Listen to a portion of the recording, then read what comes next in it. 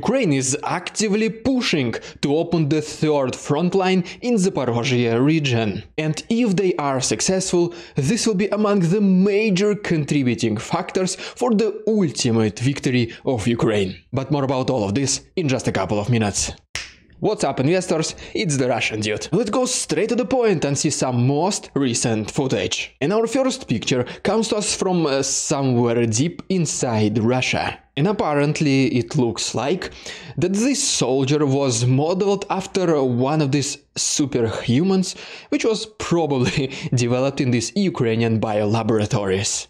And if I have to assume, probably the owner of this sculpture will be a person looking like this. But okay, because our next picture comes to us from Mukachevo, and as you can see right here, Ukrainian services did another search in Kirillo-Mefodiyskoye monastery. And just like with the previous searches in Kiev and Ivano-Frankivsk, the reason for this activity is to find pro-Russian materials. Our next stop brings us to Turkey, and as you can see from this video, here we have the entire floating power plant. And to be honest, I never knew such things existed, but here we are. This ship was manufactured by a Turkish company, Car Power Ship, and it is intended to be sent into Ukraine. According to the preliminary negotiations, 3 of these ships will be docked next to Odessa, and the power they will generate will be enough to supply electricity for more than 1 million users. The reason for this assistance by Turkey is obviously that more than half of Ukraine's energy infrastructure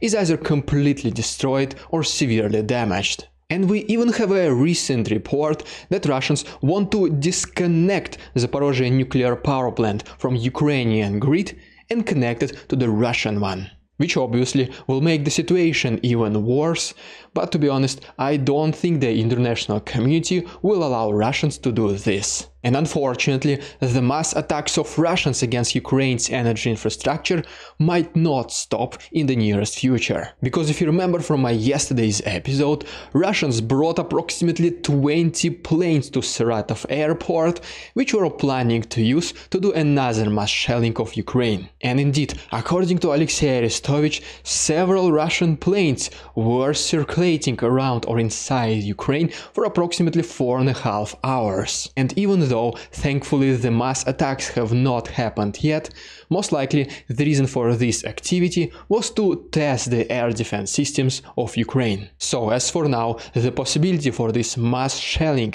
remains extremely high, so just please stay safe and be careful. But nevertheless, we do have some good news. As you might have noticed, for the last several weeks there were no attacks by Russians using Iranian drones Shahid. And most likely, according to the Conflict Intelligence Team report, the reason for this it is because simply Russia used all of them. But unfortunately, and you might already know it, Russia and Iran came to an agreement to produce Iranian drones on the territory of Russia. But the good thing is that according to the commander-in-chief of Ukrainian forces, Valery Zaluzhny, at this very moment the effectiveness of Ukrainian air defense system is approximately 80%. Alright, and now let me give you an extremely quick update from the East.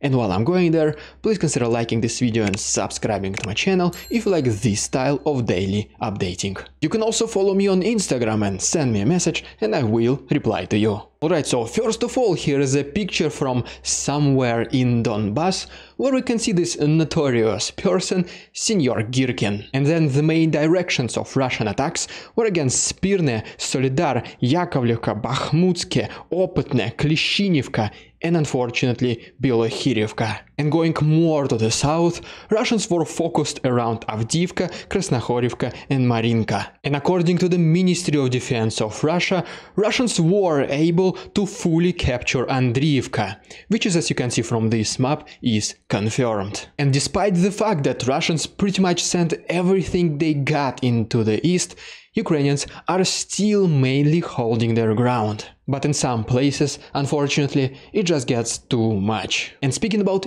Ukrainian activity in the east, their main focus was against Svatovi and Kreminna. And at the same time, Russians, after capturing Andriivka, they started to go south to encircle Kurdyumivka. But Ukrainians reportedly were able to withdraw from this settlement in order to avoid being surrounded. And even though Ukrainians are under immense pressure by Russians in this region, they are still able to target critical infrastructure of Russians. Because reportedly they were able to destroy critical infrastructure which is located in Lutuhynia, and as you can see right here, it is deep inside Donbass region. And according to President Zelensky, even though the situation is extremely complicated in the east, Ukraine will prevail. The main focus of Russians right now is the east, and they promise to liberate Donbass first in spring, then in summer, then in fall, and today is already December. They just have to hold on a little bit longer, because it always gets worse before it gets better. Every single week I receive hundreds of photos and videos, and 95% of this footage I simply cannot use on YouTube. For this reason I uploaded some of it to my Discord, and the rest will be available on my Patreon. And if you want to see this unacceptable footage, the links will be down below. Alright, and before I talk about critical news from the south, here are just a couple minor updates which are still very interesting. And first of all, the Vice Prime Minister of Ukraine, Irina Vereshchuk, asked those Ukrainians who are staying abroad to hold on a little bit longer before returning to Ukraine. The main reason for this is pretty obvious, because of this energy crisis that is happening inside the country right now. But the way Russian propaganda presented this, it was like, oh, look at this Ukraine, they don't even want their own civilians to return to their homeland. What a pathetic country that cannot provide for their residents. And speaking about people leaving their own countries and not willing to return, since the beginning of this partial mobilization in Russia, it had one of the most record-breaking number of people leaving Russia. So I mean, okay. And the way Russia tries to solve this problem with people leaving country is pretty interesting. I mean, it is pretty obvious that in order to cross the border, you need your passport, right? And so recently, Russia released a statement that they might suspend issuing passports because of the deficit of printers and ink. And I mean, like, pretty interesting coincidence and timing.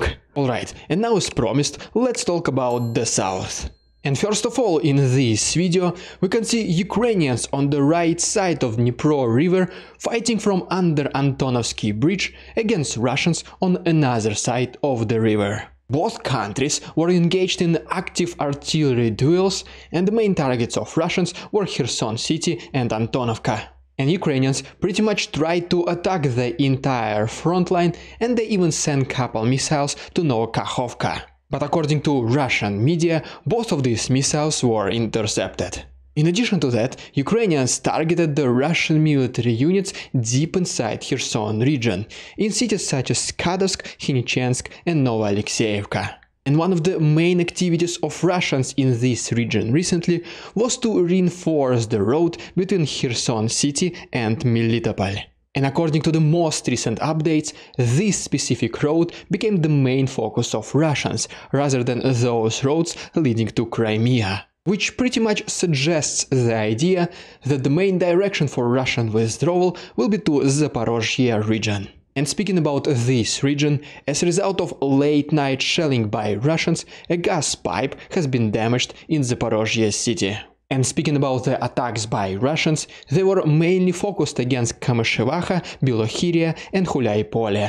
In response to that, Ukrainians attacked Tokmak and Polokhy, where there has been reported the concentration of Russian forces along with their military equipment. Later that day, a Russian convoy of military trucks has been spotted bringing wounded and eliminated soldiers from the front lines to Melitopol. But what's even more interesting is that according to the mayor of Melitopol, Ivan Fedorov, Russians are retreating from Polokhy to Mariupol. Which pretty much suggests that Ukrainians are actively pushing to open this third front line, and they are succeeding. And so right now, let's talk about this new direction of Ukrainian attacks, because this can, and most likely will be, the major contributing factor for Ukraine's victory. So, as you might already know it, since last week, Ukraine increased its pressure in the Zaporozhye region, especially against Tokmak, which is a major transportational hub for Russians, since it connects the regions of Kherson and Crimea and goes all the way through Zaporozhye to the east. And right now there is not much direct fighting in this area, mostly just distant shellings and artillery duels. But while Russians mainly target Ukrainian soldiers, Ukrainians at the same time also focus on military infrastructure and logistics, which is, as you might have already witnessed it, is a crucial part for the successful counteroffensive in the future. So, right now as we speak, Russians already withdraw from Kherson to Melitopol. And you know what? They also started realizing that Melitopol might not be as safe as it seems. That is why some of them already started retreating as far as to Mariupol. In addition to that, Russians think that they can solve the logistics problem in the south by building this new road in Arabat Spit, which will connect Crimea and Zaporozhye regions. And the reason for this new road, it is because the existing logistics in Kherson and north of Crimea is in range for Ukrainian HIMARS. That is why Russians needed to build something new. And we talked about this in more details in my previous episode. But I mean, what do they expect? As pretty much at this point, Kherson region is practically abandoned in the minds of Russians as they retreat to Crimea, deeper into Kherson and to Zaporozhye.